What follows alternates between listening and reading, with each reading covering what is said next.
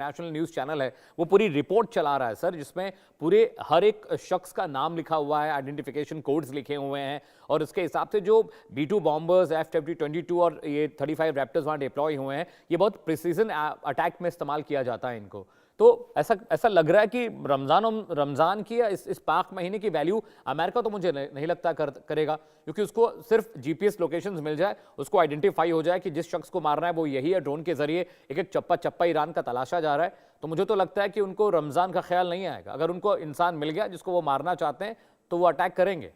फिरोज साहब। जी जी, देखिए अमित साहब, बातें सारी आ रही हैं।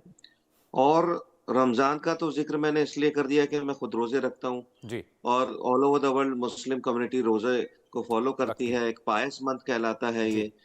और लेकिन ये आपकी बात बिल्कुल सही है, ये यहाँ मैं आपसे इत्तेफाक रखता हूँ कि अमेरिका को कोई इसकी फिक्र नहीं है। जी। आप ये देखिए, जब अमेरिका को इसकी फिक्र नहीं थी कि लास्ट राउंड ऑफ टॉक्स होना था जून में, और वो सोच रहा था ईरान कि भाई ये आमने सामने टेबल पे बैठेंगे, वो बजाय टेबल पे बैठने के वो B-2 बॉम्बर जो है वो भेज दिए उन्होंने। ठीक जी। है, वो सब का।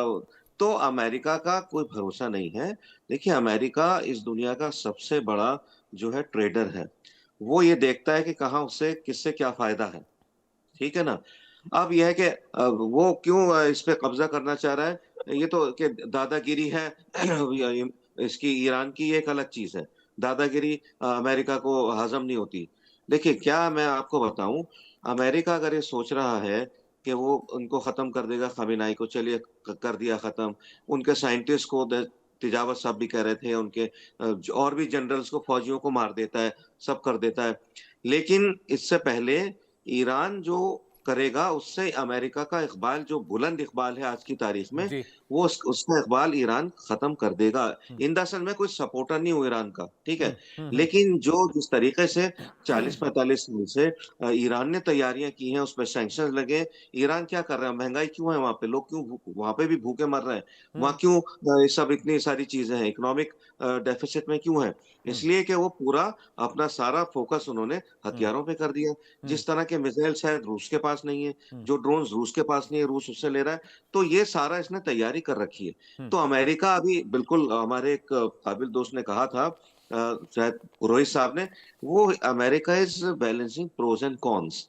छोटा हमला करूं, बड़ा हमला करूं, हमला तो हमला होता है, चाहे छोटा हो या बड़ा हो। लोग लेकिन मरेंगे ही, ईरान से लोगों को खतरा, तकलीफ होगी। छोटा हमला हो तो भी लोग मरेंगे, बड़े हमले बिल्कुल में भी लोग मरेंगे तकलीफ तो, फिरोज भाई। देखिए तकलीफ तो सबसे होगी। हम्म। अमित अमित जी, तकलीफ तो सबसे होगी। हम्म। देखिए, हमला तो हमला तो गलत चीज है, हम्म। चाहे कहीं भी हो, कैसे भी हो, हम्म। उससे सबको परेशानी होती है। हम्म। लेकिन अगर खुदा ना खास्ता कुछ ऐसा हमला हो जाता है, तो हम्म। ये तो गारंटी ईरान तो करेगा नहीं। हम्म। ईरान ने कह भी रखा है, अमेरिका करेगा। अमेरिका अगर हमला करता है तो उसे बहुत सी चीजें सोचनी पड़ेगी। और हम्म। अमेरिका सोचता नहीं है। ट्रम्प साहब की भी आदत है कि वो करते पहले हैं, कहते पहले हैं, सोचते बाद में हैं। ठीक हम्म। है ना। पहले उन्होंने दुश्मनी घड़ ली हमारे प्राइम मिनिस्टर मोदी साहब से। उसके बाद कह रहे हैं no no, he is my best friend. तो उनका कोई दीन धर्म ईमान नहीं है, बड़े अजीबो गरीब आदमी है। लेकिन इसमें अगर उन्होंने कोई गलती कर ली, बिल्कुल। ट्रम्प साहब ने, कि अटैक कर दिया कुछ है, हाँ। तो he will get a surprise by Iran. Iran का अमेरिका का कोई, जैसे तेजावत साहब ने अभी कहा, कि कोई टक्कर ही नहीं है, पूरी राइट। दुनिया की कोई टक्कर नहीं है अमेरिका से। लेकिन अमेरिका का जो इकबाल है वो चला जाएगा। नेटो कंट्रीज जो जिनको मैनेज करता है, जिनको दादागिरी उन पे करता है, वो भी सब चला जाएगा। तो ये सोचना चाहिए। और ये बात सही कही है आपने कि उसके लिए कुछ नहीं है, रमजान कुछ नहीं है, होली दिवाली क्रिसमस कुछ नहीं है। वो जो करना चाहेंगे वो अपने फायदे के लिए करते हैं। America is no buddies friend.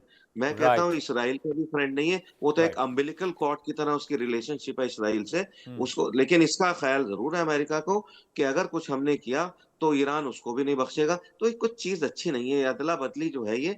अब हम्म। प्यार मोहब्बत की हो, ये भाई आप हमसे टमाटर लें और हमें ड्राई फ्रूट्स दें, सब कुछ करें, वो तो समझ में आता है। लेकिन ये बॉम्ब्स की जो है, और ये मारने की, और बेसिस हम आपके खत्म कर देंगे, हम इसराइल जी। को खत्म कर देंगे। अमेरिका नहीं डरता किसी चीज से, बिल्कुल ठीक है। आखिर में कह के इजाजत लूंगा आपसे कि अमेरिका की उसमें मतलब समझिए कि हिमायत में इसराइल ने लाखों मार दिए गाजा में। तो अमेरिका को कोई ख्याल नहीं है कितने मारे जाएं, कितने नहीं मारे। उसको इस बात का भी ख्याल नहीं है कि अगर अटैक करता है और उसके जो ये है लिंकन है या जेराल्ड फोर्ड है, उसको ड्रोन से मार देता है, डुबो देता है ईरान, 5,000 उस पर फौजी हैं, तो क्या उनके 5,000 ताबूत के लिए तैयार? अमेरिका को कोई फिक्र नहीं है किसी चीज की। जी अमित सिंह सिंह। जी। ब्रिगेडियर साहब, मुझे लगता है कि क्या ईरान को मौका नहीं देना चाहिए कि जो जो शिकायतें अमेरिका या इजराइल को ईरान से हैं, बोले ये शिकायतें हैं, न्यूक्लियर प्रोग्राम को लेकर शिकायत है, रॉकेट प्रोडक्शन को लेकर शिकायत है, प्रॉक्सीज को लेकर शिकायत है, क्यों नहीं खुले मंच पे आके बैठ जाते? भाई हूती हमास हिजबुल्लाह को फंडिंग बंद कर दो। अब अगर वॉर होनी ही है तो बिल्कुल कट टू कट बातों पे वॉर होनी चाहिए कि अच्छा आप आईसीबीएम प्रोडक्शन नहीं बंद करेंगे, कट वॉर होगा। आप अपने न्यूक्लियर प्रोग्राम को नहीं हमारे आइडेंटिफाई कराएंगे, कट वॉर होगा। प्रॉक्सीज आप क्या आनंद ले रहे हैं, मजे ले रहे हैं जीवन की, उनको फंडिंग आप कर रहे हैं, इसको रोकिए, नहीं होगा, कट। तो बिल्कुल दो टूक बात कर मारिए, ये नाटक मत करिए कि पहला राउंड हो गया, दूसरा राउंड हो गया, आप तीसरे राउंड पर जा रहे हैं, ईरान में सब अच्छा हो रहा है, वहां पर जो सिविल वॉर जैसी सिचुएशन है that is now been control, और ये सब नाटक करने की जरूरत नहीं है। मारना है खामने को, बोले खामने को मारना है, मारेंगे खामने को। इजराइल को देखिए सर, इजराइल ने अनाउंस किया था कि हमास के हर लीडरशिप को हम मारेंगे और दुनिया में ढूंढ के मारेंगे जहां होंगे, और इजराइल ने वो किया। हमास के लीडर छिपते रहे, बचते रहे, लेकिन जिसको जिसको चाहा उसने मारा। तो फिर खुलेआम खेलिए। फिर ये नहीं होना चाहिए कि हम एक सोफिस्टिकेशन भी दिखा रहे हैं diplomatic, no no will talk over it, और हम अपने प्रतिनिधि को भेज रहे हैं, सब लोग जा रहे हैं, बात कर रहे हैं, जिनेवा में जाएंगे, फिर यहां, फिर सीधा बोलिए कि भाई मारेंगे फिर तुमको। अगर हमारे हिसाब से इजराइल की तरह बन जाइए।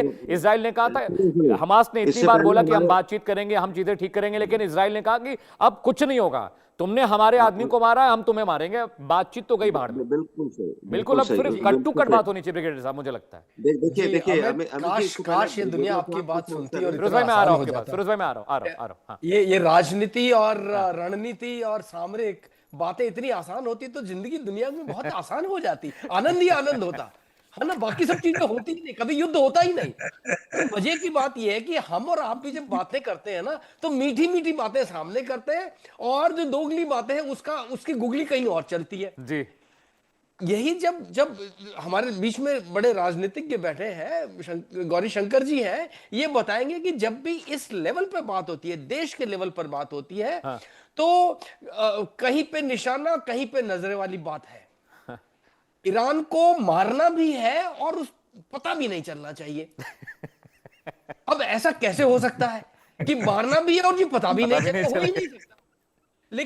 लेकिन जो पते की बात यह है कि इन सब के अंदर सिग्नलिंग दी जाती है, और ये सिग्नल अभी ईरान को दिया जा रहा है कि boss you are very close to destruction, right, अभी भी वक्त है।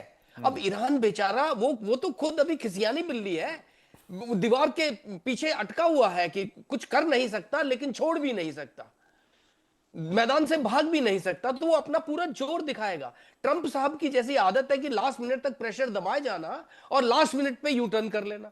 तो इन सब बातों को देखते हुए अगर आप एक समझदार व्यक्ति की तरह बात करें, जैसे आपने बात की थी, तो बात ये सीधी सामने इस तरह से आती है कि जी ये जो जेनेवा की टॉक्स हो रही है, बातचीत हो रही है, आप क्या समझते हैं यहां पर ये गाली गलौज नहीं होता होगा? कैमरे के अंदर बैठ करके गौरी शंकर जी बताएंगे हमको कि किस तरह से बातचीत होती है। जब कहते हैं तूने ऐसा किया तो मैं क्यों ना करूं, और जब यहां बात आ जाती है तब हमको यह समझने की जरूरत है कि ठहरो, लंबी सांस लो, सोचो देश के हित में क्या है, देश के अहित में क्या है, और न केवल देश के बल्कि विश्व का हित और अहित देख करके फिर काम करो। और तब वहीं पर आप देखेंगे कि दोस्त बनते हैं, अलायंसेस बनती हैं, ट्रेड रिलेशंस बनते हैं, डिफेंस वाले नुक्ते बीच में आते हैं, और हालात इतना जबरदस्त चेस बोर्ड बना हुआ है आज की तारीख में कि one mistake and destruction is there. तो अभी तो हर कदम तोल तोल करके चलना है अमित जी, ताकि शांति बहाल हो और ईरान किसी भी तरीके से मान जाए कि जी मैं प्रॉक्सी छोड़ दूंगा।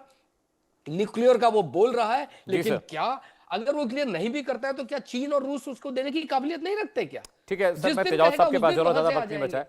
पॉइंट टेकन ब्रिगेडियर साहब, point taken, stay with me. तेजाब साहब, अभी क्लोजिंग का वक्त आ चुका है, ज्यादा वक्त नहीं। मेरे पैनल प्रोड्यूसर देव कह रहे हैं कि I have to close the show. मुझे एक बात बताइए तेजाब साहब, जो एस्केलेशन की सिचुएशन बन रही है, प्रेशर पॉलिटिक्स चल रही है, डिप्लोमेटिक कम्युनिकेशन की भी कोशिश हो रही है, पर्दे के पीछे कुछ और चल रहा है, पर्दे के सामने कुछ और चल रहा है, तीसरे दौर की बातचीत हो सकती है, एम्बेसडर साहब कह रहे हैं, तो फिर अगर बातचीत ही चलती रहेगी, क्या सिर्फ फोकस क्रूड है? क्या सिर्फ फोकस ये है कि ईरान अमेरिका से खरीदारी शुरू कर दे, ईरान की शॉपिंग उधर शुरू हुई, इधर पूरा मामला ठंडा हुआ, ऐसा है क्या? देखिए, मुझे तो ये ऐसा ही लगता है। इसका कारण है कि न तो ईरान की अमेरिका से सीमाएं मिलती है, न इसराइल से सीमाएं मिलती है। कोई जी दुश्मनी का कोई कारण ही नहीं है। जी और दूसरी बात ये है कि जो ईरान पूरे ही वो अरब इस्लामिक वर्ल्ड का लीडर बना के जो प्रॉक्सीज वगैरह जो सब भेज रहा है, तो ये उसने क्यों शुरू किया? कहीं ना कहीं दोनों के विचारों में, काम करने के तरीकों में और इंटरेस्ट में फर्क है। अमित साहब, यही वजह है कि ये लड़ाइयां हैं। अमित साहब। ठीक है, आप तमाम मेहमानों का बहुत बहुत शुक्रिया। अम्बेदकर साहब, थैंक यू सो मच कि आप शो में आए। ब्रिगेडियर साहब, आपका भी बहुत बहुत शुक्रिया। इसके अलावा तेजौत साहब, आपका बहुत बहुत शुक्रिया। फिरोज भाई, बहुत बहुत शुक्रिया इन तमाम मसलों पर रोशनी डालने के लिए और डिटेल में हमें समझाने के लिए। लेकिन बड़ी बात है, आप ये भी समझिए कि आने वाले वक्त में जिस तरह से ईरान की सिचुएशन बन रही है, जिस तरह की एस्केलेशन हो रही है, वो साफ साफ बताता है कि अब ये जंग एक तरफा होने जा रही है और ईरान से जंग तो जरूर होगी। हाँ, वक्त अमेरिका तय करेगा, सिचुएशन अमेरिका तय करेगा, हमले का तरीका अमेरिका तय करेगा। इस बड़ी खबर को लगातार ट्रैक करें। वक्त एक ब्रेक है, कहीं जाएगा नहीं। खबरें लगातार इंडिया न्यूज पर जारी है।